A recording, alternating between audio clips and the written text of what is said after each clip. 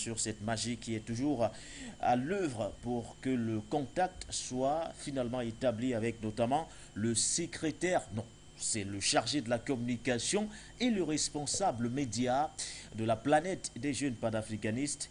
Il est avec nous ce matin.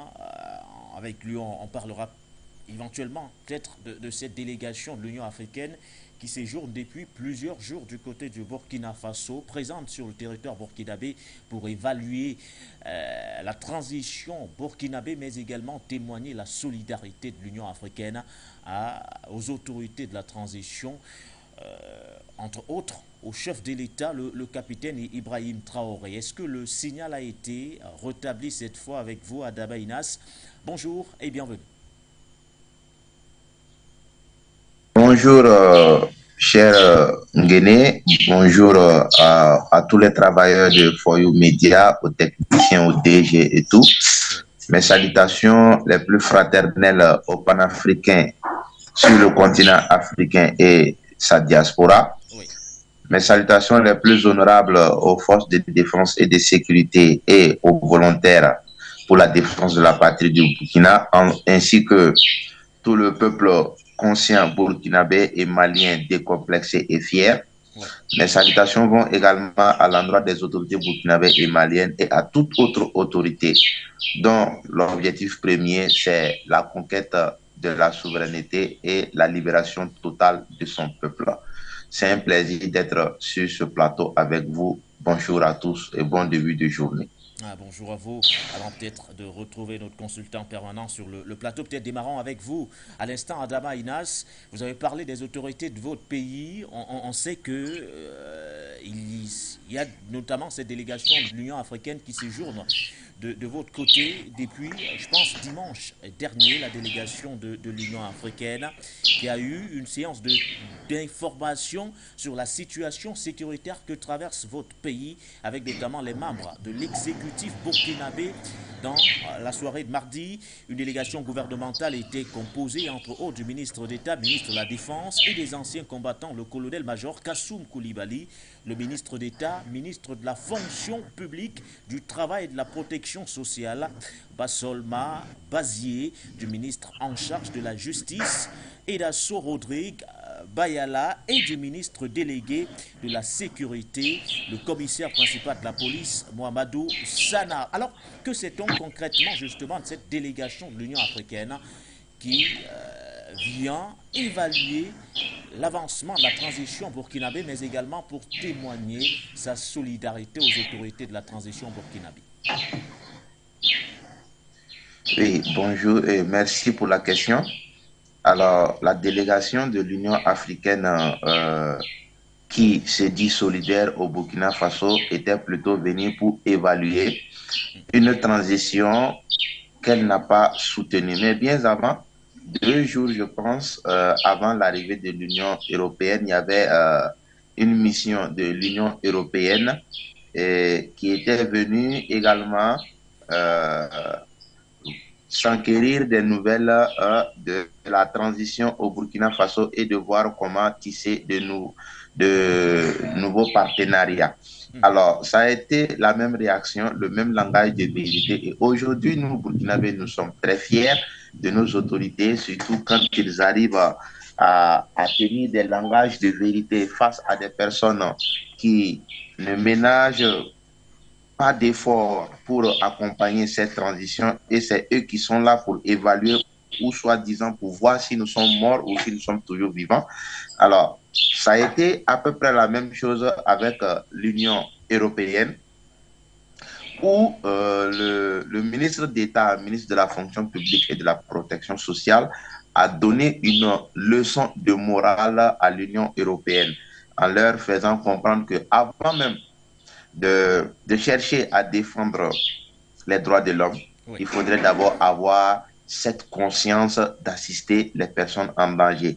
Il est allé même à leur faire comprendre qu'ils sont plutôt en train de faire un assassinat organisé à un peuple qui déjà est en difficulté, mais malgré les maigres moyens que le peuple vaillant de Burkina arrive à mettre en place pour se payer du matériel afin d'assurer, de protéger la vie de ses ressortissants. C'est les pays ressortissants de cette même Union européenne arrivaient à bloquer non seulement les armes, mais aussi tout autre moyen qui pourrait aider le Burkina Faso à sortir de ce calvaire.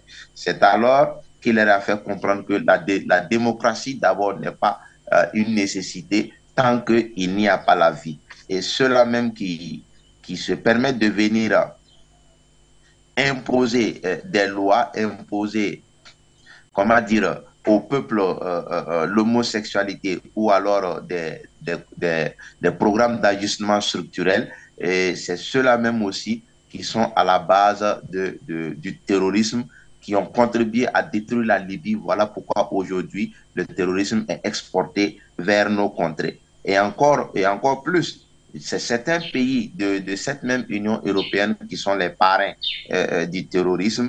Et là encore, le ministre s'indigne devant l'Union européenne pour les faire comprendre ce n'est pas le lieu, ce n'est pas le moment. Tout ce qu'on souhaite, nous qui vivons dans nos calvaires, c'est nous qui savons ce dont on a besoin. S'ils ne sont pas capables de venir nous accompagner dans un partenariat honnête, sincère et gagnant-gagnant pour que le Burkina sorte de cette crise, ce n'est pas la peine de vouloir venir chercher un nouveau partenariat dans l'hypocrisie et dans la perfidie. Donc ici, tout ce langage tenu face à certains partenaires qui se disent historiques, vraiment, ça fait la fierté du Burkina Faso de nos jours et ça nous galvanise, ça nous amène à soutenir encore plus nos transitions. Et d'ailleurs, c'est le lieu également de signaler l'ingérence que ces États font dans nos différents États. Ça nous amène à penser au cas des États-Unis actuellement qui tentent de porter des sanctions sur des dirigeants maliens. Il s'agit du ministre de la Défense, colonel Sadio Camara, du chef d'état-major de l'armée malienne, colonel Alou Bois Diara, et du lieutenant-colonel Adama Bakayogo Camara, le chef d'état-major adjoint du Mali, tout simplement parce qu'ils ont eu à collaborer avec la Russie et les États-Unis ont fait sortir une note pour les sanctionner. Pour faire comprendre que ce sont des mesures racistes et impérialistes, colonialistes que les États-Unis prennent ici, parce que si on veut bien comprendre, d'abord, nous, la jeunesse consciente de Burkina, soutient entièrement ces autorités-là, parce que ce sont des hommes vaillants, ce sont des hommes fiers et c'est eux qui sont en train de donner au Mali sa dignité. Alors, pourquoi les États-Unis, avec toute leur puissance, ils ne peuvent pas nous laisser, nous, Africains, en paix? À ce que je sache, le Mali n'est pas une propriété américaine. Deuxièmement, le Mali n'est pas un pays frontalier des États-Unis. Troisièmement, le Mali n'a jamais interdit les États-Unis de collaborer avec la Chine ni avec la Russie. Et comme le disait Nelson Mandela, les problèmes des Occidentaux ne sont pas forcément nos problèmes. Et alors, les ennemis des États-Unis ne sont pas nos ennemis. Et dernièrement, Wagner est une société paramilitaire privée au même titre que Blackwater, qui est une société paramilitaire américaine, au même titre que Erogen, au même titre que la Légion étrangère française. Donc ici, pour dire que nos autorités sont dans une dynamique de recadrage des structures internationales, de recadrage des partenaires pour que le Burkina puisse être celui que le peuple burkinabé souhaite. Maintenant, venons à la mission européenne. À la mission de l'Union africaine. Voilà, venons à la mission de l'Union africaine. Elle est restée muette devant le recadrage du ministre, je vais dire, de la fonction publique, qui leur a rappelé qui n'a pas manqué de cracher la vérité du peuple burkinabé, puisque ce sont les représentants du pays. Et c'est pratiquement ce que, quand vous faites le tour un peu des différentes sociétés civiles, le tour même dans les villages, quand vous échangez un peu avec le peuple, vous vous rendez compte que c'est le même langage que le peuple voudrait tenir à ces autorités étrangères-là. Donc, c'est dire que c'est le paradigme actuel qu'il est là. Et le ministre Bassolman n'a pas manqué de cracher cette vérité du peuple burkinabé en face de la mission africaine, Adama de Inas, l'Union est-ce une africaine. façon Donc, pour vous c'est de nous de dire... les signifier. Adama Inas, est-ce que vous nous recevez? Oui, je Voilà. vous reçois. Est-ce une façon pour vous de nous dire que cette Union africaine qui hier tirait à boulet rouge sur les autorités de la transition, qui ne vous a jusqu'ici jamais soutenu, ne saurait prétendre témoigner une quelconque solidarité aujourd'hui vis-à-vis des autorités de la transition? Oh oui, Parce qu'elle le puisque dit, quand je prends par depuis que exemple les la crise propos, parce que quand je prends par burkinabé exemple a les propos commencé, de l'ambassadeur Lamine Tiao, celui d'ailleurs qui conduit cette délégation composée de plus de 30 membres de l'Union africaine, voici ce que dit l'ambassadeur Lamine Tiao. Il dit, je cite, il est de notre devoir de venir au Burkina Faso au regard de la situation que traverse le pays, surtout les questions qui concernent le volet sécuritaire et humanitaire. Fin de citation. très bien. Et le ministre n'a pas manqué de souligner cela. Il a d'abord remercié la délégation, Oui. surtout quand ils ont mis en avant la solidarité pour soutenir le Burkina dans un contexte de crise sécuritaire et humanitaire. Mais en même temps, il les a souligné le fait que depuis la crise, le début de la crise, l'Union africaine n'a pas levé le pouce pour accompagner le Burkina Faso. Et alors, il fallait qu'on se dise les vérités, il fallait qu'on se recadre et qu'on soit honnêtes les uns envers les autres.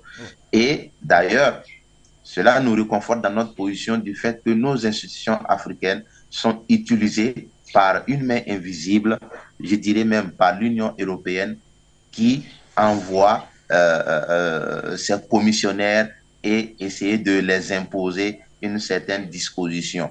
Et là, le ministre a encore souligné, je cite, qu'on utilise les Africains pour préparer le cercueil des autres Africains, tout comme sous la période de la colonisation.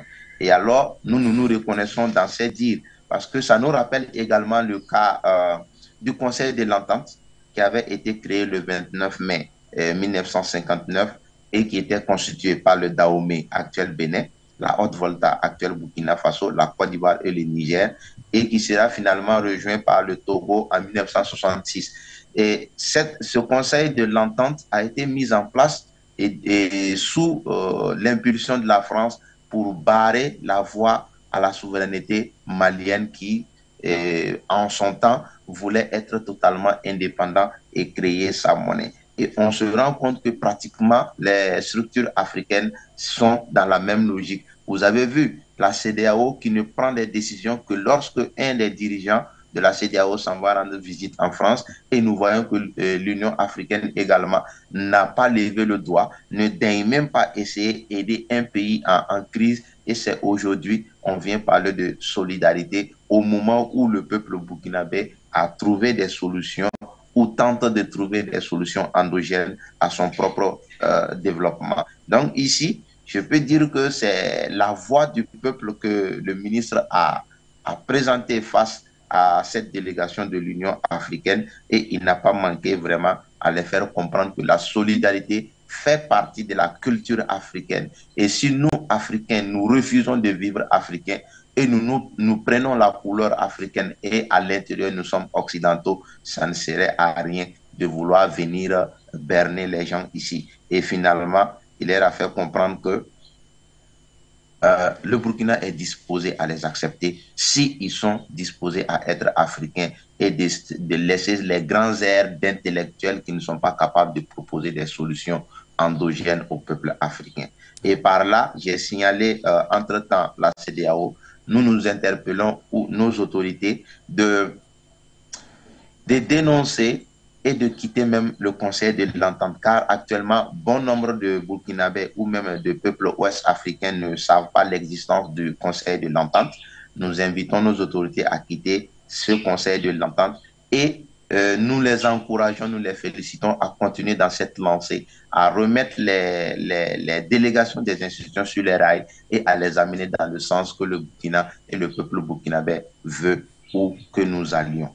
Merci pour la question. Ah, merci à vous. Sacré ministre Bassolma Bazié, ministre d'État, ministre de la fonction publique et de la protection sociale du Burkina Faso. Nous aurons d'ailleurs l'occasion de revenir sur ce discours panafricaniste, justement tenu par le ministre burkinabé devant justement cette délégation de l'Union africaine conduite par l'ambassadeur Lamine Thiao.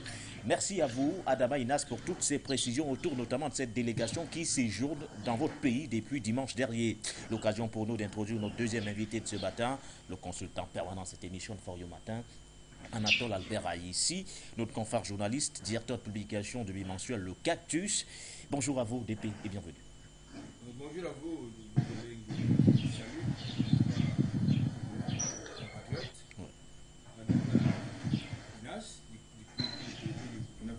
un vaillant peuple qui dit, n'est-ce pas, du respect que nous pouvons donner à ceux qui vont placer haut l'étendard, n'est-ce pas, de l'Afrique. Je dis bonjour au Tomonadjimen. Je dis bonjour à la diaspora, c'est une diaspora responsable qui, justement, à son niveau, nous apporte son soutien, quelquefois intellectuel, quelquefois informationnel. Bonjour au peuple noir qui est victime de racisme et de xénophobie au travers du monde. Comme je l'ai dit, permettez-moi quand même de rebondir rapidement sur la de l'Union africaine. Tout à fait. Je salue franchement, la brillante intervention, n'est-ce pas, de mon frère Adama Inas. Je voudrais tout simplement à sa suite indiquer que ces larbins des collabos, n'est-ce pas, de l'Union africaine sont en mission, en visite d'inquisition. Ils sont en visite d'inquisition du coup. Voilà donc des individus qui se proclament être employés d'une institution continentale, soit dit panafricaine, mais qui travaillent contre les intérêts des Africains et du peuple africain. Ils disent être présents pour évaluer la transition burkinabé. Le contexte l'impose aujourd'hui, le contexte sécuritaire, le contexte humanitaire, selon les propos de l'ambassadeur Lamine Thiao. Ils ont quels moyens? Ils ont quels moyens politiques? Ils ont quels moyens militaires? Ils ont quels moyens diplomatiques pour pouvoir jouer les inquisiteurs? Ils ont quelle légitimité? Ils ont quelle force pour aller jouer les inquisiteurs du dimanche? Du tout. Moi, je pense que le peuple burkinabé a tout simplement témoigné son hospitalité légendaire, qui est une culture africaine, une tradition africaine. Auquel cas, c'était les gens en mode de ne même pas recevoir. Si vous n'avez pas été capable de soutenir un peuple, un État dans ces moments les plus difficiles, ce n'est pas quand ce pays a entré se relever que vous allez prétendre être solidaire de son destin. C'est de l'imposture et de la forfaiture. Comme je l'ai dit, je pense qu'aujourd'hui, il est important de comprendre une chose. Notre destin est entre nos mains. Le destin des peuples africains se trouve entre les mains africaines et non de ces institutions mondialistes qui gèrent notre continent, bien ces institutions sous-régionales. L'Union africaine, je le dis, je le répète, chaque fois que nous abordons une problématique sérieuse, il faut mettre ce machin de côté. Parce que c'est un machin, effectivement, qui est au service, non pas du continent africain. Dites-moi, quel problème l'Union africaine a pu gérer sur le continent africain? Aucun. Est-ce que l'Union européenne peut accepter qu'un État africain va assassiner ou bien bombarder notre État du côté de l'Union européenne? Je ne pense pas. Mais par contre, sur le continent africain, régulièrement, vous voyez donc la criminalité internationale qui s'investit dans une dynamique dans un programme de soft power et utiliser qui? Des larbins mélanordermes qui se présentent à vous comme étant vos frères. Mais il faut être un peu plus dur, encore plus dur avec ces gens qui ne servent à rien du tout, qui sont arrogants, condescendants parce qu'ils sont surdiplômés. Mais écoutez, ceux qui ont construit ce continent, nos dévanciers n'étaient pas les surdiplômés, c'était même pas des agrégés. La plupart du temps, c'était quelquefois des télégraphistes qui ont développé, qui ont conduit la lutte d'émancipation du continent africain. Je vais terminer en disant ceci. Oui, allez-y. Je voudrais également saluer, n'est-ce pas, la détermination, notamment du capitaine Ibrahim Traoré, parce que je l'ai vu dans un média, véritablement saluer le courage, la collaboration, la solidarité, l'engagement du peuple burkinabé, en leur faisant comprendre que toutes les contributions financières qui sont mises à disposition du traité de transition servent à permettre aux forces de défense et de sécurité, n'est-ce pas, aux volontés pour la défense de la patrie, ainsi qu'au gouvernement, de se donner des moyens, à son armée de protéger le territoire burkinabé, de protéger les populations au travers des nouvelles acquisitions, des acquisitions, je veux dire militaires. Il faut indiquer que parmi ce qu'ils appellent les partenaires traditionnels, entre autres la France, aucun de ces partenaires n'a jamais voulu leur vendre des armes. Effectivement. Donc, les armes actuelles, n'est-ce pas, qui sont achetées par le gouvernement burkinabé sont le fait de nouveaux partenaires. Donc, ça veut dire quoi? Ça veut dire qu'il faut changer de paradigme. Voilà, c'est clair et net. Ainsi dit. Présente d'ailleurs à Ouagadougou jusqu'à ce mercredi à Daba Inas, la mission du Conseil de paix et de sécurité de l'Union africaine devra rencontrer le capitaine Ibrahim Traoré, le chef du gouvernement, maître Joachim Son Apollinaire, Kielem de Tambela, et bien sûr le président de l'Assemblée législative de transition, M. Ousmane Aboukma. De toutes les façons, nous scrutons tout cela de près et nous reviendrons d'ailleurs sur voir le communiqué final qui sera forcément rendu public à l'issue de cette mission de la délégation de l'Union africaine. Mais je ne sais pas si Chelou Lawson nous a enfin rejoint ce matin. Bonjour à vous, si vous êtes là. Chez Lawson qui devrait nous rejoindre dans un très court instant. Messieurs, ouvrons notre chapitre cette fois consacré à la deuxième édition du sommet Russie-Afrique. Après Sochi en 2019, place désormais à la ville de Saint-Pétersbourg d'accueillir donc cette délégation africaine. On parle bien sûr d'une cinquantaine de chefs d'État présents du côté de la Russie pour prendre part donc à ce sommet aux enjeux énorme pour notamment notre continent, ce que même continent-là, au cœur de plusieurs batailles d'influence. Le sommet Russie-Afrique, ce sommet bien sûr au cœur de tous les enjeux géopolitiques, voire géostratégiques, plus que jamais donc, Moscou tient à réaffirmer son soutien indéfectible à ce continent africain. En témoigne donc la présence de plusieurs chefs d'État, le professeur Faustin Archange Touadéra du Centrafrique, pas mal d'autres d'ailleurs seront présents de ce côté. Mais messieurs, tout d'abord, je vous pose cette première question à Daba Inas. 2019 était l'année où, bien sûr, Moscou a entrepris de véritablement tisser un lien beaucoup plus rapproché avec le continent africain, instituant bien sûr cette initiative, celle de réunir autour d'un sommet les chefs d'État africains afin bien sûr de discuter sur les sujets brûlants de l'actualité majeure d'ailleurs d'intérêt commun entre bien sûr le peuple russe et le peuple africain. Comment vous trouvez l'initiative en elle-même, partant bien sûr du sommet qui s'est tenu en 2019 du côté de Sochi jusqu'à celui de Saint-Pétersbourg qui devrait s'ouvrir dans quelques heures seulement du côté de la Russie?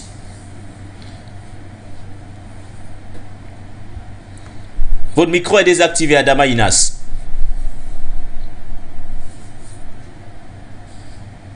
Alors, avant de continuer, j'aimerais ici d'abord féliciter, encourager et tirer mon chapeau à tous ces chefs d'État qui ont répondu présents à cet appel de la Russie. Oui. Vous venez de dire que c'est à partir de 2019 que la Russie a commencé à s'intéresser à l'Afrique. Non, pas à commencer à s'intéresser. C'est-à-dire, je dis à partir de 2019, la première édition du sommet Russie-Afrique, c'est-à-dire a décidé véritablement d'instituer cette initiative-là pour permettre à tous les chefs d'État africains d'être réunis afin bien sûr de parler avec Moscou.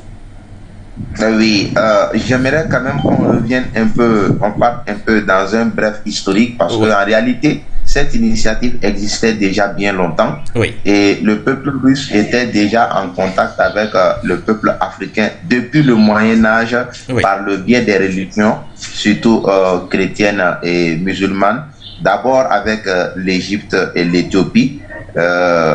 Ensuite, plus tard, les marins russes vont exploiter et se rendre dans de nombreux pays africains, notamment la RDC, l'Égypte, le Maroc, la Somalie. Alors, à partir du XVIIIe siècle, la Russie va ouvrir 2 consulats en Égypte, c'est-à-dire au Caire et en Alexandrie.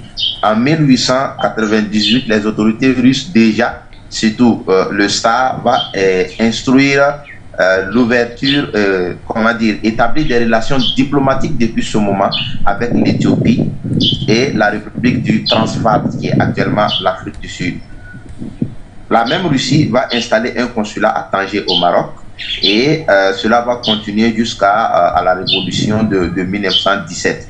Et en ce moment, on ne parlait pas de comptoir d'esclaves ou autre comme ce que les Occidentaux ont fait, pour déjà depuis ce moment mettre la différence entre l'Occident et la Russie. Et là encore, cette historique, on n'en parle pas dans nos écoles parce que les Occidentaux qui ont établi nos programmes d'éducation n'aimeraient pas que nous apprenions cela. Et ça continue, et toujours.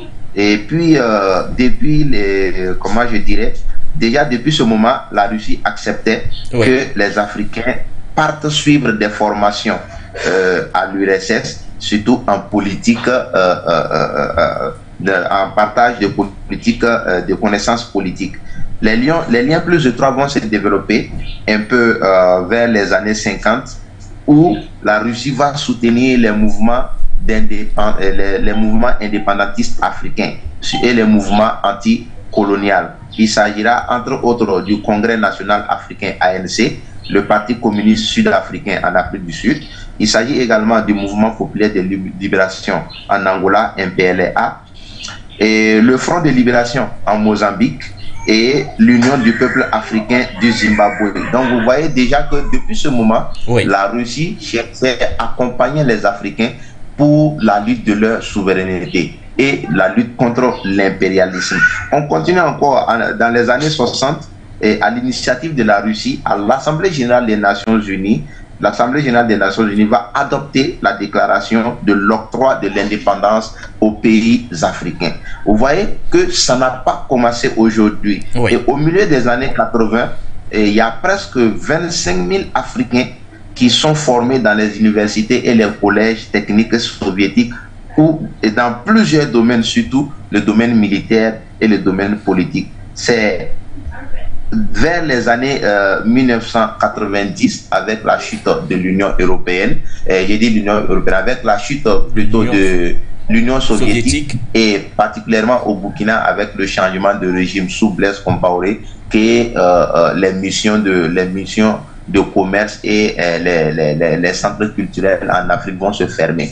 Et depuis ce moment déjà, la Russie était en lien étroit avec plusieurs pays africains, que ce soit l'Afrique du Sud, que ce soit l'Afrique centrale, que ce soit en Afrique de l'Est ou en Afrique de l'Ouest. Pour dire que cette initiative déjà, en fait, c'est, je vais dire d'une manière générale, dépoussiérer les anciennes relations chaleureuses qu'il y avait entre l'Afrique et la Russie et de les remettre en lumière. Donc, pour dire que ce n'est pas quelque chose de nouveau, c'est plutôt cette ancienne relation, je vais dire humaniste et humanisante entre l'Afrique et la Russie, deux peuples qui ont les mêmes visions, deux peuples qui aspirent à sauver le monde et à mettre l'humain au devant. C'est le renouvellement de ces relations que la Russie vient de remettre encore en lumière. Voilà. Et on rappelle d'ailleurs à votre suite qu'à cette époque d'ailleurs, du moins durant ces époques, plusieurs dirigeants africains ont été assassinés. Il leur était reproché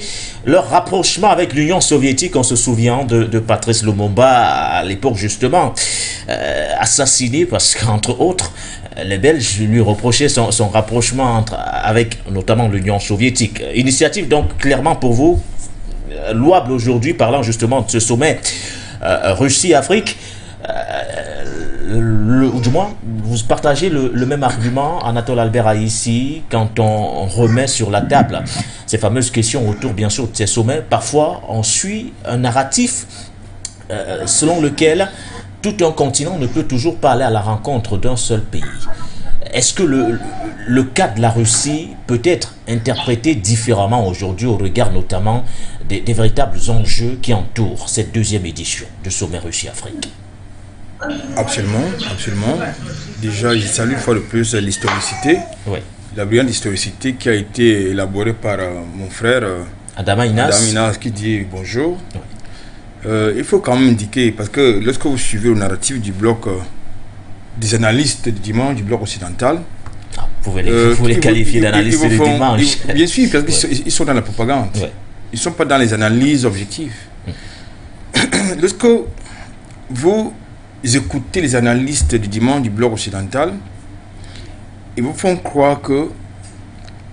Ils vous disent que la Russie, avant la Russie, l'Union République Socialiste Soviétique est une puissance impériale. Ce qui est archi faux. Macron l'a répété. Ils sont nombreux qui le répètent dans le contexte de la crise ukrainienne. Jean-Yves Le Drian l'a répété. Ce qui est absolument faux. Que ce soit l'ex-bloc soviétique, que ce soit la Russie, n'ont jamais été des puissances impérialistes. Pour illustrer mon propos, je voudrais vous plonger dans le contexte de la fameuse conférence de Berlin, qui s'est tenue à la fin de 1884 et le début de 1885, qui est consacrée, n'est-ce pas, la balkanisation, non, la partition du continent africain en zone d'influence. La Russie a été partie prenante, c'est-à-dire a assisté à cette fameuse conférence de Berlin, mais la Russie n'a jamais accepté, n'est-ce pas, la partition du continent africain ou s'établir comme puissance tutélaire ou impérialiste, au même titre que la Grande-Bretagne, la France, ou bien la Belgique, ou l'Italie, entre autres. C'est pourquoi on n'est pas surpris par l'approche russe aujourd'hui, qui n'est pas d'ordre, qui n'est pas de cet ordre-là, c'est-à-dire de vouloir diviser les États africains. Parce que la Russie a une histoire qui s'apparente à celle du peuple africain. Donc aujourd'hui, dans le contexte de la crise ukrainienne, ces manipulateurs vont chercher donc à distiller dans le cerveau, dans le subconscient des Africains que la Russie est une puissance impériale, ce qui est archi faux. Ça veut dire que soit ils sont ignorants de leur histoire, ou de l'histoire du monde, soit ils sont malhonnêtes intellectuellement parlant. Et je crois que je peux être pour la troisième option, c'est-à-dire qu'ils sont des malhonnêtes. Bon, comme je l'ai dit, ils s'étonnent donc de ce qu'aujourd'hui le continent africain préfère la Russie que le bloc occidental. Au vu de l'histoire, dans le contexte de l'apartheid, qui a sauvé la mise, qui a fait pression, qui était aux côtés des Africains, n'est-ce pas, de l'Afrique du Sud, c'était l'Union soviétique. Dans le contexte des luttes d'indépendance qui a été convoqué tout à l'heure par Adam Inas, c'était la Russie, c'était l'Union soviétique. Même l'Europe aujourd'hui qui s'est engagée dans une coalition internationale contre la Russie, qui a sauvé la mise à cette fameuse Europe, c'est la Russie, c'est l'Union soviétique. Mais de quoi est-ce qu'on parle? Donc je pense, ce matin, j'ai suivi un musée, n'est-ce pas, dans leurs amplificateurs traditionnels, où ils disaient que pour éviter, n'est-ce pas, l'isolement, la Russie est rassemblée autour de Poutine, n'est-ce pas, les Africains, les chefs africains, du grand n'importe quoi. Mais ces gens, ils ont un problème à voir la cohérence et la rationalité. Vous avez, le continent africain, c'est 54 États. Et si vous avez au minimum 48 chefs d'État de gouvernement qui se retrouvent à Saint-Pétersbourg, mais ça veut dire qu'ils ont un problème. Ils ont un problème avec la vérité. Ils ont un problème avec l'objectivité. Et ça me pose un gros problème. Donc, je pense qu'aujourd'hui, il ne saurait être reproché aux Africains d'avoir partie prenante pour la Russie, dans le contexte géopolitique actuel. C'est quelqu'un qui a été... La participation d'ailleurs des chefs d'État africains en dit long. Quand on voit le nombre de chefs d'État qui seront présents de ce côté, ça témoigne justement sur le partenariat stratégique qui lie aujourd'hui le continent à ce pays-là. Parce que généralement, quand on prend d'autres sommets, je vais revenir sur ce que vous disiez, quand on prend... Récemment, nous avions le sommet autour du pacte pour du nouveau pacte financier mondial. Les invitations ont été envoyées de façon sélective. Et même le sommet Afrique, États-Unis tenu au mois de décembre, on a l'impression qu'à ce niveau également, ce sont des larbins entre guillemets des États-Unis qui ont été entre autres invités à ce sommet. Mais ce qui est le cas aujourd'hui, du moins ce à quoi on devra assister dans quelques heures, pratiquement tous les chefs d'État africains seront à Saint-Pétersbourg du côté de la Russie. Et ça, vous le soulignez d'ailleurs, ça en dit long sur l'approche même de la Russie aujourd'hui vis-à-vis de ce continent africain. Écoutez, l'attitude de la communauté internationale, comme il l'appelle, oui, du bloc occidental, si vous voulez, c'est que cette communauté du bloc occidental travaille avec les larbins et des collabos. Oui. C'est pour ça que dans le contexte des événements que vous évoquez, oui, ils choisissent ceux qui sont les bons larbins, un peu comme vous aviez les nègres évolués, à qui on attribuait quelques distinctions, oui, pour leur traîtrise, pour leur trahison. C'est la même chose qui se passe, c'est-à-dire qu'ils distribuent des prébendes, des strapontins à 7 ans. Or, dans le contexte russe, il y a deux éléments majeurs qu'il faut mettre. Lesquels? Il y a deux éléments majeurs. Le premier élément majeur qu'il faut mettre, n'est-ce pas, à l'honneur, n'est-ce pas, de la Russie, c'est que la Russie ne vient pas jouer les donneurs de leur sang chez vous. C'est-à-dire qu'ils ne se mêlent pas de vous, ils ne se jettent pas dans vos affaires internes. Ils respectent votre souveraineté. Oui. Mais contrairement aux autres, qui viennent vous donner des leçons de démocratie, alors qu'ils sont tous des démocrates. Ils ne sont pas de modèles. Ils ne sont des modèles en rien du tout. Ouais, voilà. C'est-à-dire c'est des farfelus dictateurs, des criminels qui viennent vous donner des leçons de démocratie pendant qu'on parle de démocratie. Est-ce que les États-Unis, l'Europe s'est développé par la démocratie? Du tout.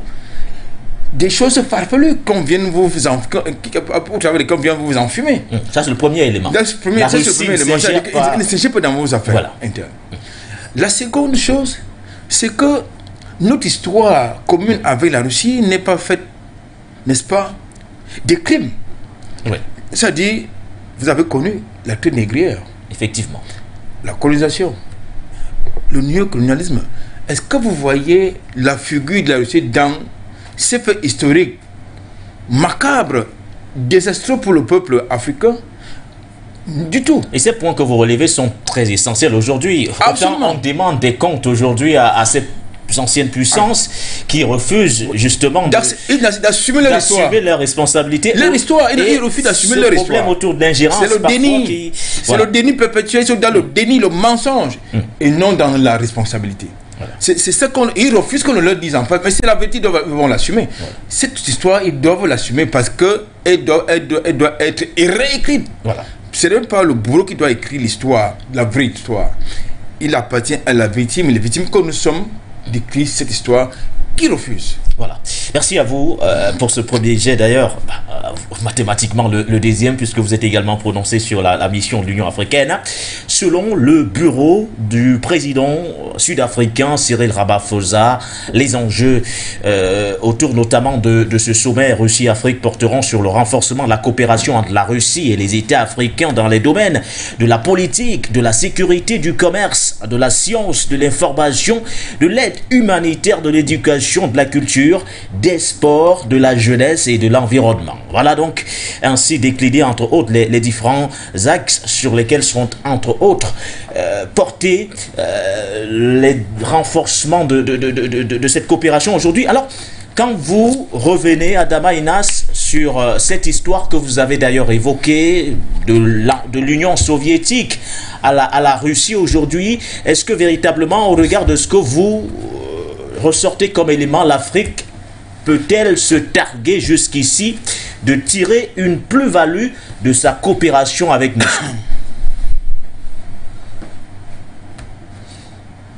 Peut-être qu'on va essayer d'activer votre micro pour que vous puissiez véritablement être audible à notre niveau. Oui, je disais qu'à notre niveau, nous pensons que l'Afrique a tout à gagner dans ce sommet ou dans ces rencontres avec la Russie. Parce que ici, déjà, d'ailleurs, même le thème proposé à ce sommet sont d'actualité et aussi c'est pour un peu penser les plaies actuelles de multiples États africains. Si près de 90% de pays africains acceptent d'y aller, oui, ça veut dire que en réalité, ce sont les vraies douleurs du continent actuellement qui doivent être traitées. Et pour nous, l'Afrique réellement a beaucoup à y gagner. Premièrement, Ce sommet va permettre d'abord aux Africains, avec la question des BRICS qui sont en train de venir, oui. Car ils y seront invités, je pense bien.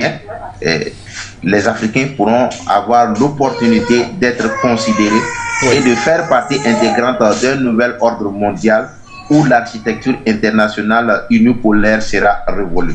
Deuxièmement, oui. Les accords économiques et industriels sur la base du partenariat gagnant-gagnant que la Russie offre est un bon point à prendre pour les Africains. Troisièmement, comme bien avant, la Russie avait l'habitude de faire les transferts de connaissances, et ce même transfert de compétences par la formation dans le domaine technologique, politique, informatique et tout, agricole et tout, l'Afrique en a actuellement besoin. Oui. Quatrièmement, sur le plan sécuritaire, militaire et humanitaire, je pense que la Russie est l'un des pays, en tout cas les mieux dotés et les mieux placés sur le plan militaire et sécuritaire. Et aussi humanitaire, nous savons que une grande partie du céréal livré dans le monde entier vient pratiquement de la Russie. Et enfin, cinquièmement, c'est le lieu également pour les États africains, au-delà de la rencontre avec les Russies, de se rencontrer et de tisser des partenariats, des coopérations bilatérales entre eux Africains, et pourquoi même pas songer à une union africaine autre que l'autre union africaine, mais une union africaine qui pense à la souveraineté des peuples, qui pense au bien-être de leur peuple, et avec un État, collaborer avec un État aussi qui ne se soucie que du développement de son peuple. Donc pour nous ici, je dirais que c'est une aubaine, une opportunité pour l'Afrique de se reconstituer en tant qu'union, mais aussi de tisser vraiment, de tirer vraiment avantage de cette relation avec la Russie, en parlant franchement et en échangeant d'égal à égal. Voilà. Tout à l'heure, vous avez relevé deux éléments majeurs, Anatole Albert ici, ces éléments sur lesquels d'ailleurs on s'appuie aujourd'hui pour affirmer et soutenir mordicus que les relations entre l'Afrique et la Russie sont bien différentes que celles que les pays africains entretiennent, notamment avec les anciennes puissances colonisatrices et entre autres. Mais est-ce que le continent peut-il véritablement tirer profit de la rencontre, de cette rencontre de Saint-Pétersbourg? Tout à l'heure, je vous indiquais que lorsque nous parlons de choses sérieuses, il faut éviter d'évoquer l'Union africaine dans sa forme actuelle. Je voudrais prier mon frère Adama Isnas de ne plus convoquer l'Union africaine. Il parle de la mise sur pied d'une véritable institution différente de celle qui existe à présent. Oui, qui n'est pas infiltrée, voilà. Qui n'est pas inféodée à l'Union européenne ou bien, je ne sais pas quoi. Allez-y. Non, lorsque nous parlons des choses importantes, il faut éviter de convoquer ce machin-là. Allez-y. J'insiste là-dessus. Maintenant, quand je l'ai dit, mais écoutez, je pense que est-ce que le continent africain peut tirer une plus-value de ce sommet? Oui. C'est d'ailleurs toute l'interrogation. Je crois que quand plusieurs chefs d'État se retrouvent là-bas, c'est pas pour rien. Le problème, c'est que nous avons sur le continent africain, oui. nous avons deux problèmes sur le continent africain. Lesquels? Le premier problème, c'est l'unité politique. Que, comme un Nkrumah a appelé de tous ses voeux, est-ce que quand vous regardez ce qui se passe sur le continent africain, nous pouvons parler les États membres de l'Union africaine, cette fameuse Union africaine, ne peuvent pas du même voix que les États membres, n'est-ce pas, de l'Union européenne? Je ne pense pas. Donc, il y a donc cette unité politique qui manque et cette convergence des vues d'intérêt. Alors, si vous partez à un sommet, à une réunion pour parler au nom de l'Afrique et que vous avez des voix discordantes, il y a un problème. Ça, c'est un souci que vous relevez, c'est un souci majeur. Absolument. Il est reproché, il a toujours été reproché à nos dirigeants d'aller à ces sommets à en disperser. Voilà. Et comment corriger cela une fois présent du côté de Saint-Pétersbourg? Parce que là, c'est également tout l'enjeu. Ça nous ramène donc justement... C'est là tout l'enjeu, justement. Ça nous ramène donc aux missions de la fameuse Union européenne et africaine, je veux dire, qui devrait justement être cette institution-là qui fédère les intérêts et l'unité politique du continent. Malheureusement, c'est une institution larbinisée qui n'est pas là pour les intérêts du continent, enfin, c'est une évidence. Alors, dans cette cacophonie géopolitique majeure, mais qu'est-ce qu'on peut en tirer? Je ne pense pas qu'on puisse en tirer, parce que pour pouvoir en tirer quelque chose pouvoir tirer quelque chose de quelque part, il faut déjà que vous sachiez vous-même ce que vous voulez. Mais là, ils sont à Saint-Pétersbourg. On ne va pas dire qu'ils sont allés pour rien. Je suis certain qu'il y en a qui sont allés pour rien. Ils ne sont pas allés pour rien. Je suis certain que la quasi-majorité est partie d'abord pour changer un peu d'air. Comment ça, M. Anatola, ici? Mais je suis certain. Est-ce que vous pouvez me faire le bilan? Il y a plusieurs sommets qui ont été organisés à la fois par l'Union européenne, c'est-à-dire un temps par Obama, un temps par Sarkozy, l'autre par Macron, et bien l'autre par Xi Jinping, entre autres. Est-ce que de manière objective et rationnelle, vous pouvez me dire ce que l'Afrique en tant que continent a pu en tirer? Je ne pense pas. Je ne pense pas du tout. Mais dans cette cacophonie géopolitique majeure que j'ai convoquée tout à l'heure, certains États, au travers une diplomatie agressive et personnelle, on peut tirer quelques dividendes, notamment la République centrafricaine, le Mali, quelquefois le Burkina Faso, dans une moindre mesure le Sénégal, qui a accepté d'habiter quelques institutions du BRICS, entre autres. À Saint-Louis. Voilà. Donc, mais de manière plus générale, est-ce que vous pensez que ça a eu l'écho, ces différents sommets qui ont été organisés à l'initiative des autres au profit du continent africain ont pu bénéficier au continent africain? Non, du tout. Les autres, quand ils organisent leur grand messe, ils savent ce qu'ils attendent du continent africain, ce qu'ils viennent chercher. Est-ce que nous, en tant qu'Africains, nous savons ce que nous allons chercher? Mais là, nous sommes présents sur le territoire russe. Là, nous sommes présents à Saint-Pétersbourg. Comment on se comporte? Comment on provoque justement cette plus-value parlant de ces chefs d'État qui ont toujours jusqu'ici été larbinistes, pour emprunter votre expression? La première attitude n'est pas adoptée. Comment on capitalise sur ce déplacement? La deuxième chose vient par là. Oui, allez-y. La deuxième attitude n'est pas adoptée, c'est l'attitude de mendicité. Parce que très souvent, le continent africain, tout à l'heure, mon frère Adam Inas parlait des céréales russes. Est-ce que le continent africain a besoin de l'assistance alimentaire? Non, ça dit que vous avez un continent de 30 millions de kilomètres carrés qui dispose avec 70% de terres arables du monde. Est-ce que le continent africain a besoin des céréales ukrainiennes? Non. Le continent africain a besoin de deux choses. La première chose, l'indépendance économique. Comme on en parlait. La deuxième chose, le continent africain a besoin d'indépendance politique. Parce que vous avez ces deux indépendances avec une autonomie monétaire, vous décollez.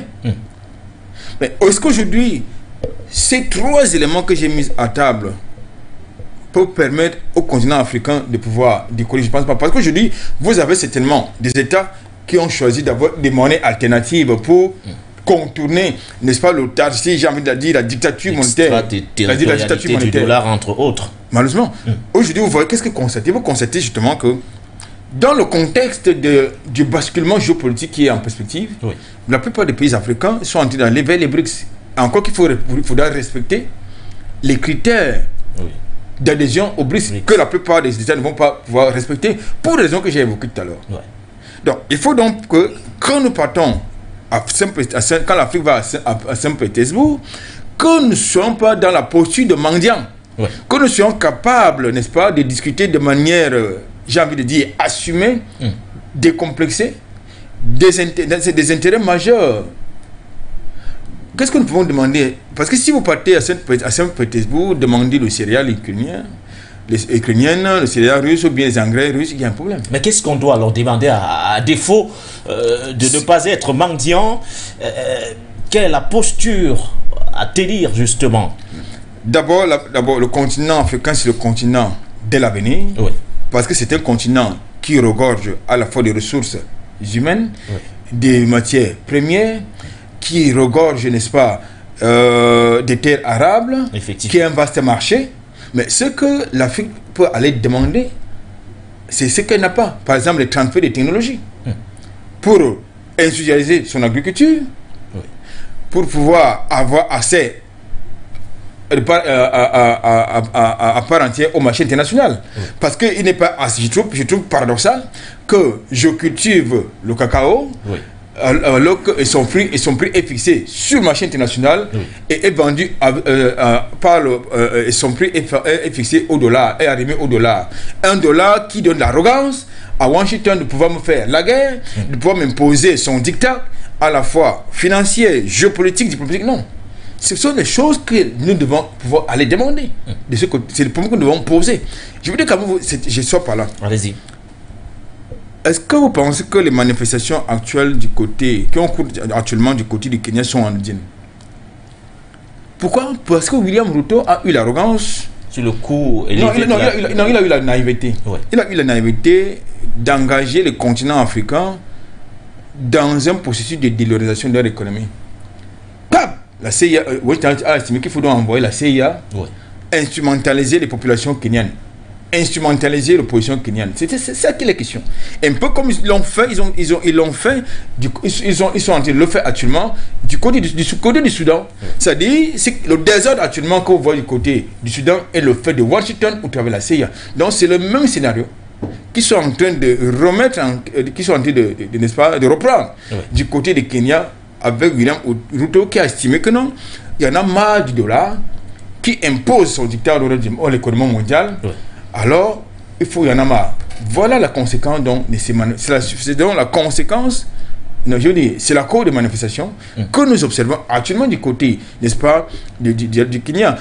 C'est même dollar qui donne l'arrogance à Washington de venir vous faire la guerre, de vous imposer des sanctions, de demander au FMI de vous couper n'est-ce pas, l'aide. On n'en a pas besoin de l'aide. Voilà. Ça, si vous savez, écoutez, si vous voulez qu'on vous respecte, imposez le respect. Voilà.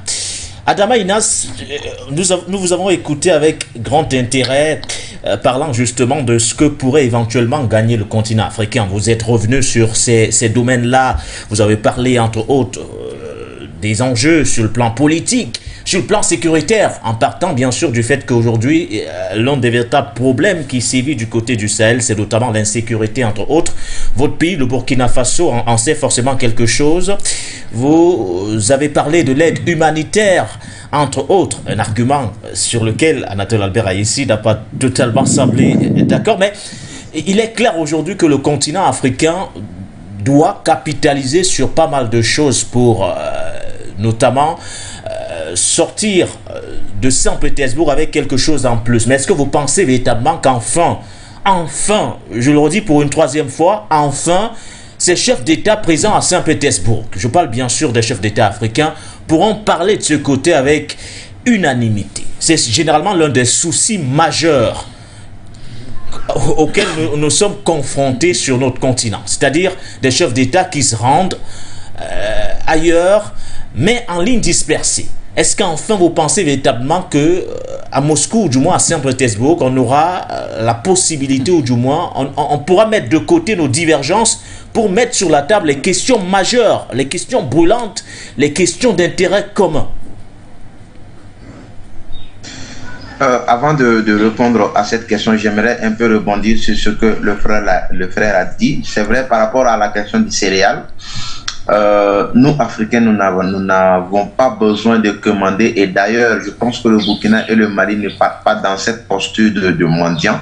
Mais vous savez, en période de crise comme ce que vit le Sahel actuellement, souvent, il faudrait quand même un petit coup de pouce pour que les différents États puissent se relever.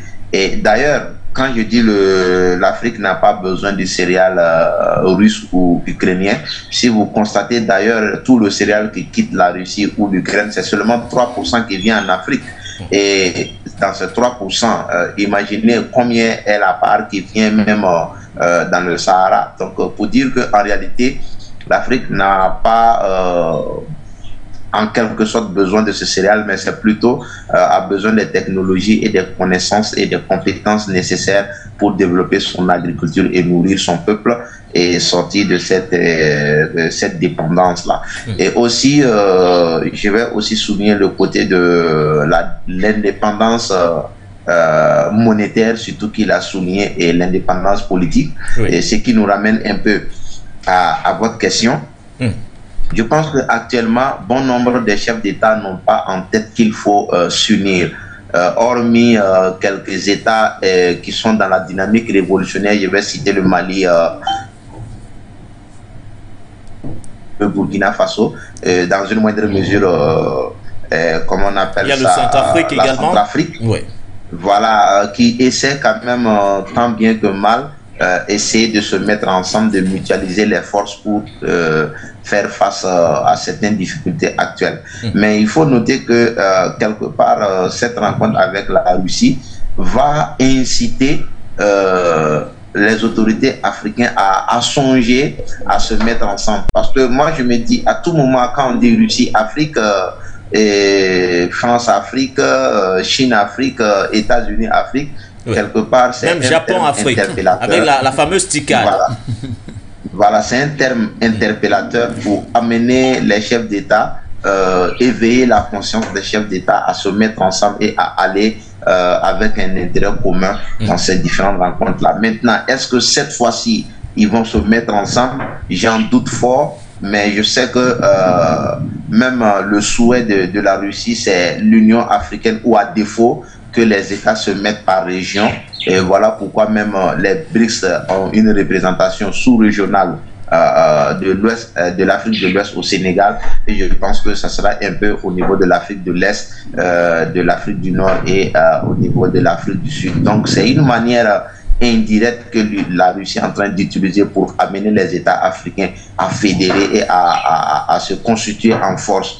Et là encore, je dirais, je n'apprécie pas beaucoup la question Russie, Afrique, États-Unis, Afrique, mais je pense que ici cette rencontre aussi est une opportunité pour tous les États africains qui sont en train de chercher à quitter la domination occidentale, à quitter sous le joug impérialiste des Occidentaux, de s'appuyer sur la Russie comme un partenaire fort et faire front, disons, à ces agressions impérialistes, occidentalistes et américaines. Vous avez constaté que juste avant ce sommet-là, les États-Unis ont menacé pratiquement tous les États africains invités à ce sommet. Ont menacé certains chefs d'État africains.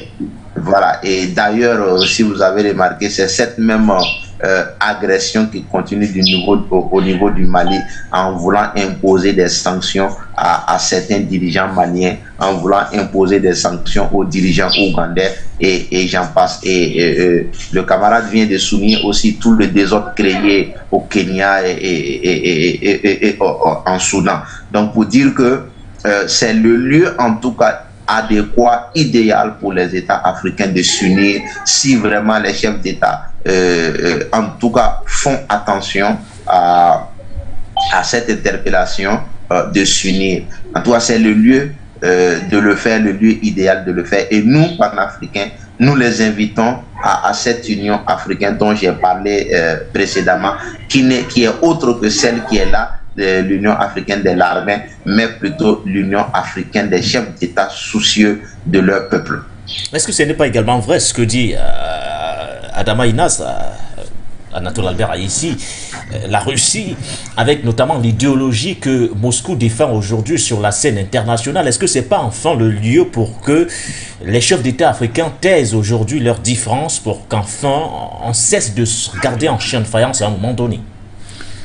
Le véritable problème du continent africain, c'est peut-être le troisième. C'est le problème de leadership.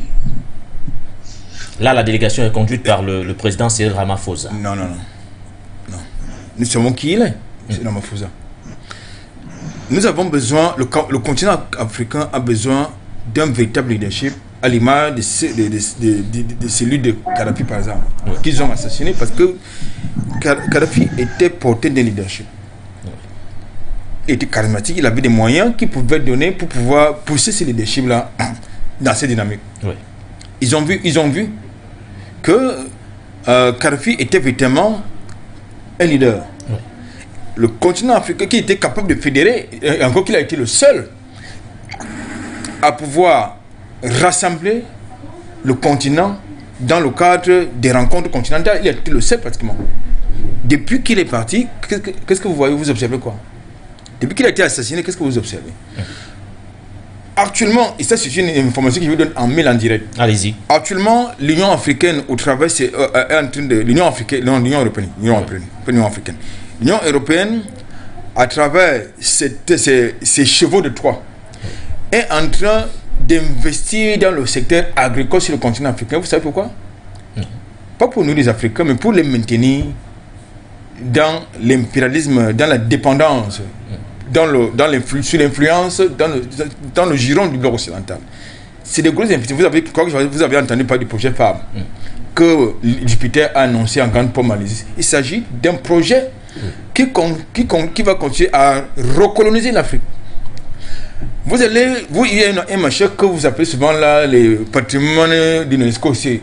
Ça participe des mêmes dynamiques de maintien. Toutes ces dynamiques ont les mêmes visées. C'est les mêmes visées, c'est-à-dire maintenir le continent africain. Oui. N'est-ce pas? Dans l'impérialisme. Parce qu'ils ont besoin de l'Afrique. Et non l'inverse. Hein. L'Afrique, on n'a pas besoin de ces gens. La preuve, vous avez, j'ai l'habitude, c'est une parenthèse, vous avez allé dans n'importe quelle institution européenne ou occidentale, vous verrez des Africains. Vous avez une fuite de cerveau majeure des Africains qui sont utilisés de ce côté-là. Pourquoi? Parce qu'ils font tout pour paupériser le continent africain en tout point de vue. Eh bien, en tout point de vue. Donc, comme je l'ai dit, revenons à votre question. Pour indiquer quoi? Est-ce que l'idéologie russe aujourd'hui, l'idéologie que défend la Russie, peut véritablement, ou du moins les États africains peuvent, les chefs d'État africains peuvent s'appuyer sur ça pour enfin nous créer ces États-Unis d'Afrique? Je pense que c'est pas l'idéologie est dynamique. Oui. L'idéologie est dynamique. Ce qui est important, c'est les intérêts. C'est-à-dire, aujourd'hui, nous savons, je ne le dis pas, je répète, c'est un criminel notoire qui a indiqué qu'entre les amis, oui, il n'y a pas d'amis. Et entre les États, il n'y a pas d'amis, il n'y a que les intérêts. Oui. Je crois que dans le contexte géopolitique actuel, ce mot revêt tout son sens. Oui. C'est-à-dire que vous pouvez ne pas être d'accord avec l'idéologie d'une puissance, oui, mais vous êtes d'accord avec la manière qu'il vous traite, oui, qu'elle vous traite cette puissance, parce avec la manière que vous intérêts clairement dans vos relations. Parce qu'il y a une convergence d'intérêts. Oui, c'est-à-dire, vous savez, si que vous prenez chez votre ami d'en face, oui, parce qu'aujourd'hui, la Russie a une attitude, non pas d'hypocrisie, a une attitude de sincérité et de respect mutuel. Alors que les autres viennent de manière arrogante et condescendante. Oui. C'est-à-dire, Washington vous impose ces vues qui ne sont pas universelles, qui ne sont pas imposées par personne. Paris arrive sur les gros chevaux, vous dire, écoutez, la démocratie est montée et descendue, les droits de l'homme sont descendus, alors que sur son propre territoire, vous avez des peuples qui vivent l'ostracisme, qui vivent le racisme, qui vivent la xénophobie, même si que les États-Unis. Ouais. Mais ils viennent sur le continent africain vous tenir des concepts surannés et inacceptables. Donc, je crois que dans le contexte actuel, le meilleur choix possible pour les pays africains, en tout cas pour ceux qui veulent sortir de cette arrogance du dollar et de Washington et de ses amis, c'est d'aller vers les BRICS, voilà, aller vers la Russie. D'ailleurs, que ça leur plaise ou pas. Et puis ils mettent en avant, oui, tout à l'heure ça a été évoqué par Adama Inal, ils mettent en avant combien le premier pays qui dispose du plus grand nombre de systèmes militaires privés, c'est qui? C'est Washington. Suivi de qui? De Paris, de la France. Mais qui assure le service après-vente de la sécurité du côté de l'Irak? Ce sont les sociétés militaires privées américaines. Ils n'en parlent pas. On a cité Blackwater avant l'entame de cette émission, entre autres. Un exemple parmi tant d'autres. Ibrahim Boubacar Keïta, qui assure le service après-vente de la sécurité du côté de Mali, c'est Gali Security, qui est française. C'est Arante International, entre autres. Donc, de quoi est-ce qu'on parle? Donc, raison pour laquelle, à un moment donné, il est important que ceux qui nous regardent comprennent que nous sommes dans une manipulation géopolitique qui va être portée, qui met davantage de moyens pour corrompre les consciences. Oui. Macron est engagé dans cette dynamique. Macron, qui est le cheval de Troie de Washington, s'est engagé dans une dynamique, c'est-à-dire que vous avez besoin d'argent, ou bien donnez de l'argent pour les corrompre d'aventure, pour continuer à les manipuler, à désinformer tout le monde. Ils utilisent qui? Ils utilisent notre jeunesse. Donc, raison pour laquelle il faut ramener notre jeunesse des bars, comme chez moi, dans ces débits de boissons, vers la science des informations, et non dans les jeux de hasard. Ils ont dit dans le protocole de Toronto qu'il faut distraire, il faut les divertir. Il faut divertir cette jeunesse-là, pas la drogue, pas le sexe. La preuve, c'est que chez eux, c'est cette chose qui trouve mieux pour leur jeunesse, c'est la drogue, c'est le sexe. C'est ça les valeurs. Voilà. moi, je pense que pour terminer... Oui, pour sortir, parce que là... Pour sortir par là, je pense que ce qui est important, oui. Ce qui est important, c'est que si vous ne pouvez pas demander une chose et sans s'attendre à un quelconque sacrifice. Voilà. Si vous voulez sortir de l'oppression, de la dictature, de l'impérialisme, de l'arrogance, mais surtout des crimes des autres, oui, vous devez imposer le respect. Il n'y a que le respect. Et je crois que Thomas Sankara disait, il n'y a que la lutte qui libère. Il n'y a que la lutte qui libère. D'ailleurs, nous vous retrouvons, Adama Inas. Il nous reste à peine 9 minutes encore à passer ensemble dans le cadre de cette émission de Fort du Matin. On va prendre ce dernier aspect. Vous l'avez d'ailleurs évoqué dans votre argumentaire précédent. Vous avez dit, Washington a donc officiellement menacé bon nombre de dirigeants africains, leur intimant l'ordre de ne pas se rendre à Saint-Pétersbourg, sous le coup notamment, ou du moins en brandissant certaines menaces aujourd'hui. Alors, comment on interprète cette attitude-là? Est-ce véritablement un aveu de faiblesse ou un aveu d'échec?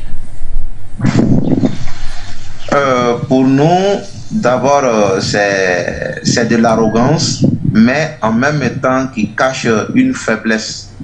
Voilà, c'est un aveu de faiblesse puisque les États-Unis savent pertinemment que le dollar n'est arrimé à rien. Et d'ailleurs, ils se plaignent déjà le fait que les BRICS veuillent créer une nouvelle monnaie, oui, qui est arrimée à l'or. Oui.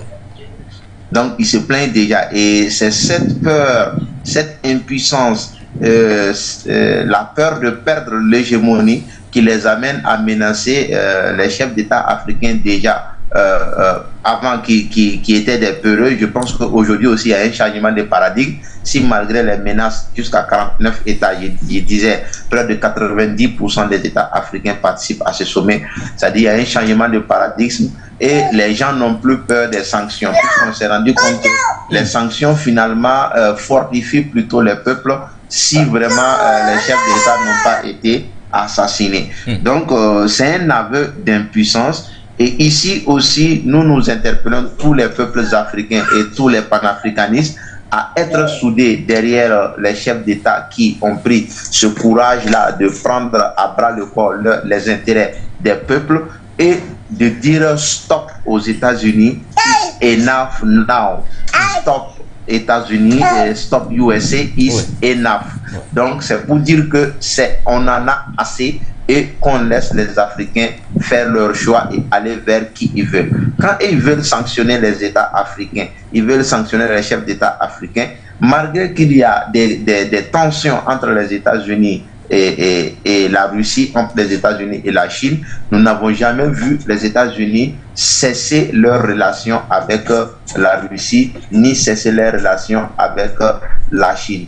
Au contraire, ils trouvent des voies et moyens pour trouver une entente entre eux et ces différents États. Donc pour dire que, comme ce que Nelson Mandela avait dit, leur problème n'est pas forcément le problème des Africains et leur ennemi n'est pas forcément nos ennemis. Du moment où ceux-là qu'ils pensent ennemis, ils continuent de traiter avec ces gens-là, si ces mêmes personnes arrivent à réaliser les intérêts des Africains, nous n'allons pas nous liguer en ennemis comme ils le souhaitent. Donc, il est temps d'arrêter cela. Et je pense que nous, panafricains d'Afrique et de la diaspora, déjà, nous allons faire sortir la voix pour dire que ces sanctions, nous ne sommes pas d'accord.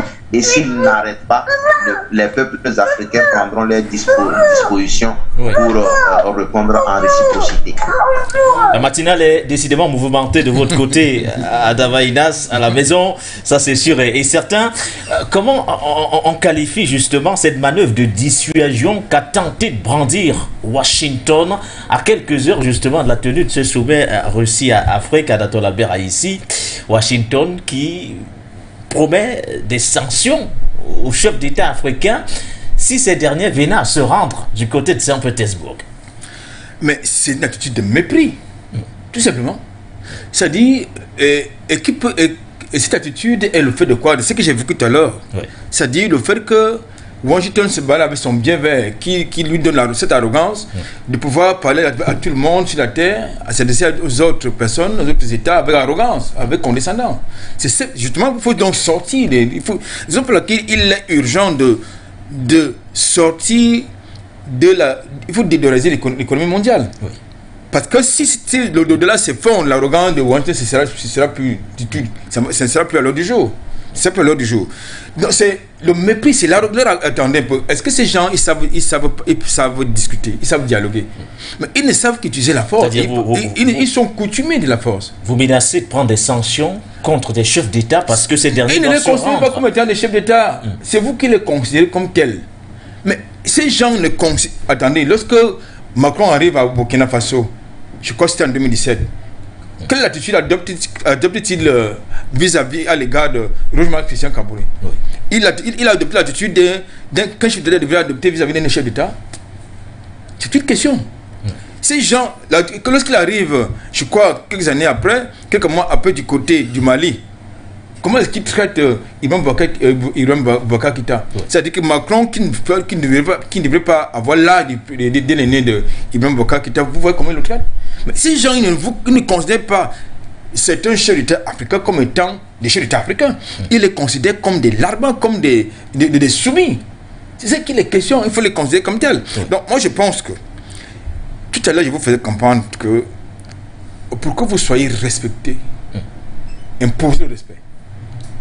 Et il n'y a pas meilleure façon d'imposer le respect à ces gens-là que de faire comme de dire ce que nous disons et de faire exactement ce que nous devons pouvoir faire. Vous avez parlé de mépris, mais est-ce que ce n'est pas également un aveu aujourd'hui d'impuissance, voire de faiblesse? Non. Quand on sait que le sommet, certainement, États-Unis-Afrique, n'avait pas suscité véritablement l'engouement escompté au départ. Et là, quand on voit la Russie mobiliser tous ses chefs d'État aujourd'hui, forcément, à Washington, ça doit être en train de s'écouer dans tous les sens. Bien évidemment, ça s'écoue, puisque les think tanks américains, enfin les think tanks de l'économie américaine sont en train de prédire, n'est-ce pas, les fondements de cette économie du dollar dans les années à venir.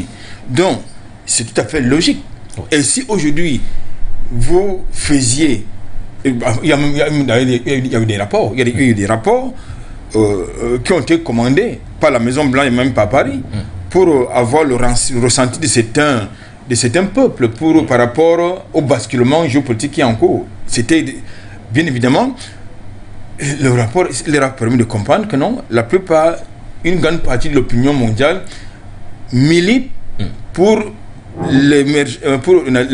l'arrivée, si vous voulez, d'un nouvel ordre mondial qui s'appelle, n'est-ce pas, la multipolarité. Voilà. Et la multipolarité va impliquer quoi? Va impliquer 2 ou 3 choses. La première chose, c'est que le droit international soit respecté et qui s'impose à tout le monde.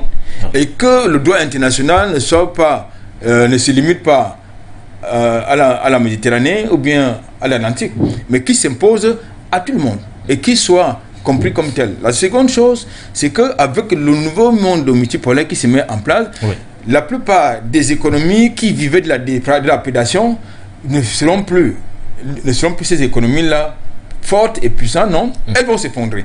Je parle ici de l'économie américaine qui est une économie, n'est-ce pas, de criminalité, qui vit de la criminalité. Ça, c'est important de le dire, au même titre que même l'euro. La seconde chose, c'est que désormais, eh bien, on ne va plus imposer aux autres peuples les contre-valeurs, les valeurs décadentes comme l'homosexualité. La preuve, c'est que la guerre qui se noue actuellement du côté de l'Ukraine, je parle de ces coalitions internationales en Ukraine contre la Russie, c'est également une guerre de civilisation. C'est une guerre de civilisation dont l'arrivée dans les BRICS va consacrer le basculement, n'est-ce pas, du monde, à la fois civilisationnel, économique, mais surtout géopolitique. Voilà. Donc, quand je le dis... Vous sortez par là, puisqu'on va... Voilà, quand je le dis, l'attitude des États-Unis, ça participe à la fois, d'abord, du mépris que j'ai compris tout à l'heure. Attendez, lorsque un président, un jour se lève, il vous dit que qui n'est pas à venir contre nous, il s'agit de quoi? Mais c'est de l'arrogance. Voilà. C'est de l'arrogance, c'est du mépris. Maintenant, si vous voulez, on peut ajouter à cela un peu qu'il y a une certaine peur de pouvoir... il y a une certaine peur de l'effondrement du dollar qui donne le feu vert, n'est-ce pas, à Biden d'imposer le mot sexualité à toute la terre, d'imposer la pédophilie même au Vatican, et surtout de faire la guerre qu'il veut, soutenir les régimes qu'il souhaite, déstabiliser les ordres. C'est au-delà qui leur donne cette arrogance. Donc, en plus, les matières premières que nous produisons, que le continent africain produit, le prix ne sera plus fixé à, n'est-ce pas, la bourse de New York. Voilà. Ça va être désormais fixé ailleurs, notamment sur le marché africain, au travers la zone de libre-échange continentale, par exemple. Voilà. Donc, je pense que lorsque nous sommes dans cette conjoncture d'événements ou de faits qui est annoncée, on sort par là. Ça va permettre donc que, franchement, que ceux qui ont peur de pouvoir s'inscrire dans le non-alignement puissent véritablement prendre position. Voilà donc. Votre mot de fin, Adama Inas, nous sommes facilement arrivés au terme de cette émission de For You Matin. Votre mot de fin, avant qu'on ne se sépare. Le micro est désactivé. Toutes mes excuses pour ce dérangement. Mon plus petit voulait aussi participer à l'émission. Non, c'est un futur combattant dans l'âme. Il a pu me rejoindre où je me suis retranché. Oui. Alors, le mot de fin, c'est surtout féliciter les chefs d'État qui sont en train de manifester la volonté de leur peuple. Et plus particulièrement, nous soutenons à 100% notre président, le capitaine Ibrahim Traoré, qui n'est que le fils digne du président capitaine Thomas Sankara. Nous sommes aussi derrière le colonel Assimi Goïta, qui est un grand frère pour le capitaine Ibrahim Traoré. Et nous soutenons aussi tous les chefs d'État africains qui se battent nuit et jour pour la souveraineté de leur pays. Et aujourd'hui, pour le mot de fin également, nous disons aux États-Unis, stop, stop et stop. Sinon, ils auront en face le peuple conscient, décomplexé de l'Afrique. Merci à vous, merci aux co-débatteurs, merci à tous les téléspectateurs. Enough is enough. Ce qu'on retient concernant notamment le message que vous envoyez à Washington ce matin, à Adama Inas, on rappelle que vous êtes le chargé de la communication responsable média de la planète des jeunes panafricanistes, le mouvement animé par Nestor Podas, Sedi Mandela Ier. Vous réagissiez ce matin en direct de Bobo Dioulasso au Burkina Faso. Merci également à vos députés. Ben, écoutez, c'est fait un plaisir d'être avec mon frère Adama Inas. Je crois c'est un acteur majeur. Il est très bien placé pour connaître les problèmes de son pays, les besoins de son pays, contrairement à ces affabulateurs qui viennent de nulle part et vous imposent les plans d'ajustement structurel, les choses qui sont en déphasage avec votre vision, avec la vision que vous avez de votre pays, avec vos besoins, c'est-à-dire ces fameuses aides dont on n'a pas besoin, parce que nous pensons que nous avons les bras, nous avons les cerveaux, et que nous pouvons justement être conscients de notre destin pour mieux se déterminer. Merci à vous, Anatole Albert ici, directeur de publication du bimensuel Le Cactus, d'autres confrères journalistes, par ailleurs consultant permanent de cette émission de For You Matin. Merci à vous, chers téléspectateurs, amis, auditeurs, voire téléauditeurs, pour vous qui nous avez suivis via nos différentes plateformes numériques, For You Media Africa, à chaque fois sur Facebook ou encore sur YouTube.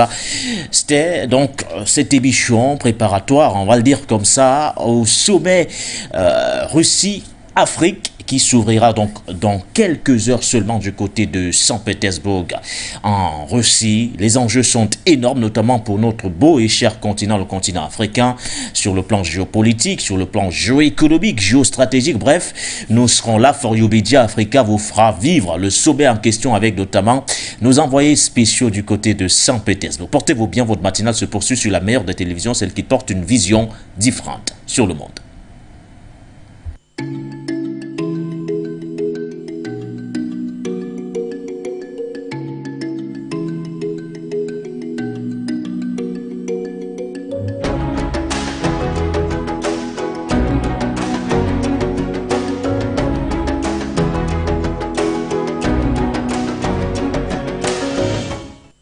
Votre chaîne de télévision panafricaine For You Télévision, une autre vision du monde.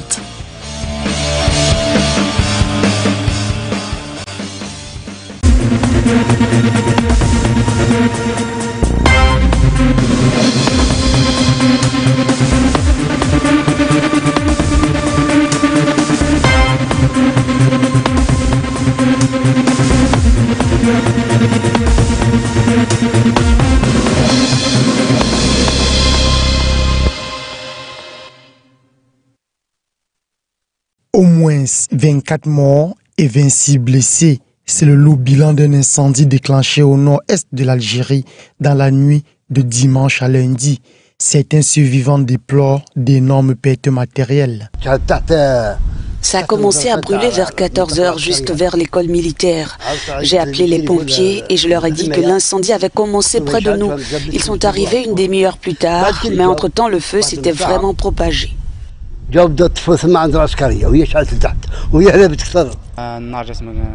L'incendie a commencé à Grouma, du côté de Tabla. Il s'est propagé, touchant Beni Mala pour finalement arriver à Bourbak, brûlant tout sur son passage. Certaines personnes ont tout perdu. Quant à nous, nous avons perdu notre climatiseur.